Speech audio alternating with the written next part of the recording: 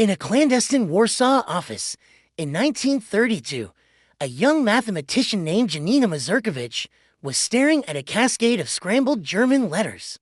The symbols were a puzzle, a fortress of logic designed to be unbreakable. She didn't know it yet, but her methodical mind was about to forge the first key to unlock the Third Reich's most guarded secrets, long before the world had ever heard the name Alan Turing. And then, the world forgot her name. Pause. Sound of gentle pencil scribbling. A distant teletype machine. Her world was one of quiet rooms and intense concentration. Alongside a small, hand-picked team at the Polish Cipher Bureau, Janina Mazurkiewicz dedicated her days to dismantling the early Enigma machine's fiendishly complex codes. This wasn't the work of colossal, humming computers. It was a battle of human intellect against mechanical randomness. They used nothing more than paper, pencils, and sheer logical force. Visual, close-up on replica Enigma rotors turning slowly. Archival photos of mathematicians at work, their faces etched with focus. The team developed a series of manual decryption methods, including a system of perforated sheets known as Zagolski sheets, named after her colleague, Henryk Zagolski. These were painstakingly created grids that, when layered correctly, could reveal patterns in the encrypted messages. It was a brutal, meticulous process. Every day, the Enigma's settings would change, rendering the previous day's work obsolete. Yet, day after day, Janina and her team persisted, gaining the Allies their first, fragile foothold against a machine believed to be invincible. Their work was a silent, opening salvo in the intelligence war.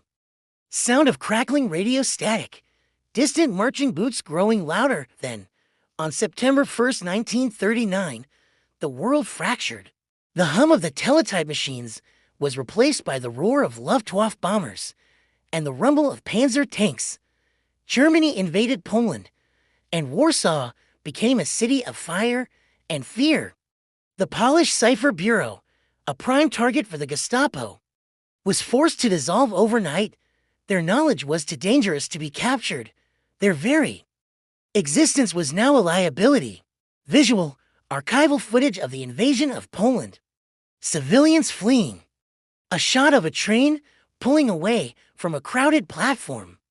For Janina, the mission transformed from one of intellectual pursuit to one of desperate survival. With the Gestapo hunting down Polish intelligence officers, she had no choice but to flee. In the chaos of a collapsing nation, she packed not her personal belongings, but the tools of her trade. She stitched the precious, hand-drawn codebooks and Zagolski sheets into the lining of her winter coat. These were not just papers. They were the culmination of nearly a decade of clandestine work, the one weapon that could still turn the tide of the war. Her journey was a frantic escape eastward, first across the border into the relative safety of Romania, and then onward to France, every step shadowed by the risk of discovery. Pause! Sound of a gentle breeze. Faint French radio chatter in the background. In exile, the fight continued. Once in France, the remnants of the Polish Cipher Bureau, including Janina, re-established their operations in secret. It was here, at a clandestine outpost known as Cadix, that they shared their groundbreaking work with their British and French counterparts. The codebooks and methods that Janina had carried across a war-torn continent were handed over to Allied intelligence. This intelligence was a revelation. It wasn't just a piece of the puzzle, it was the blueprint for solving it. Visual, a map tracing the journey from Warsaw to Romania, then to France. A shot of a hand passing a worn notebook to another. This Polish intelligence, including the vital understanding of the Enigma's internal wiring and the manual decryption techniques, was sent directly to Bletchley Park. It provided Alan Turing and his team with a foundation, a critical head start that accelerated their own efforts to mechanize the code-breaking process with the bomb machine. The success of Bletchley Park, which is often credited with shortening the war by years, did not emerge from a vacuum.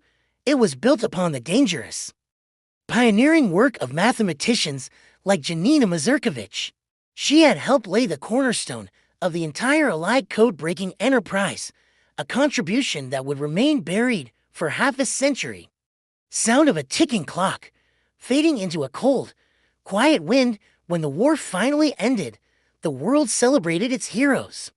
Generals, politicians, and soldiers had their names etched into monuments and history books. But for Janina, there was no victory parade, no public recognition.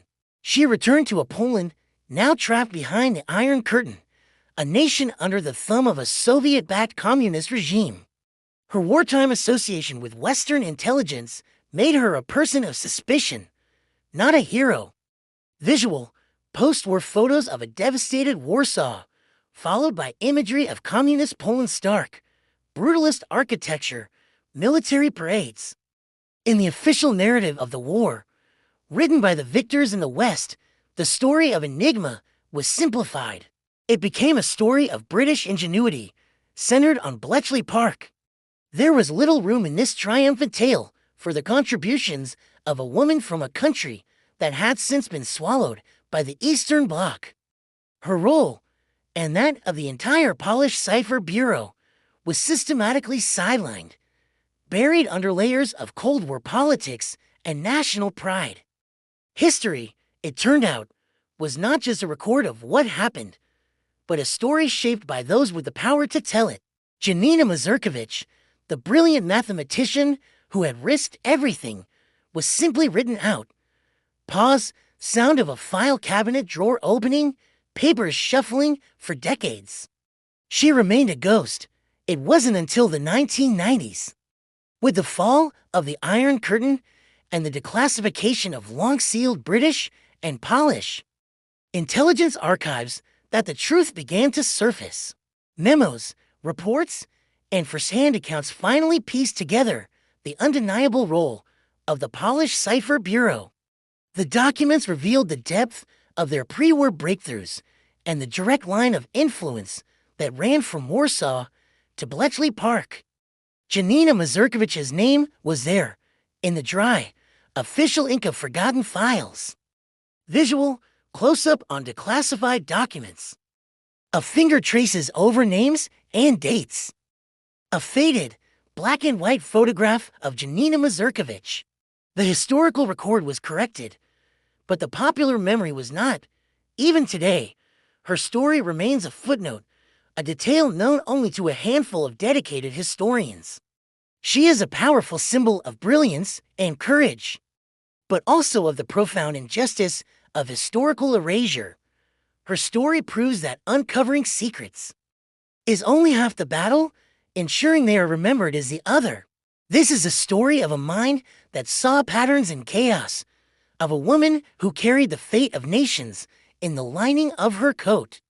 It's not just about breaking codes, it's a story about the fragile nature of legacy and how easily a hero can be erased when their story becomes inconvenient. It forces us to ask a difficult question: who gets to be remembered, and who do we allow to be forgotten?